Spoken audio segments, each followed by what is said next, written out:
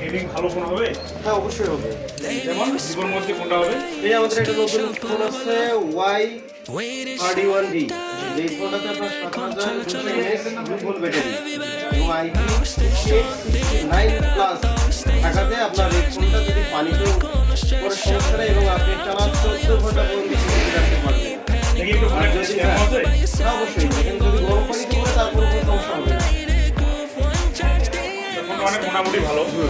আর এই ফোনটার আরেকটা সুবিধা আছে, আপনি চার্জ দিলে একটু চালাবেন 2 দিন।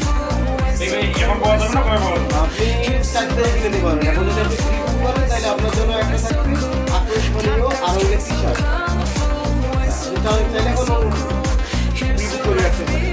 তবে ঠিক আছে, তাহলে দেখেন আমি এটা ফোন অবশ্যই দামটা তো ভালো, আমি দেখছি এটা অনেক ভালো।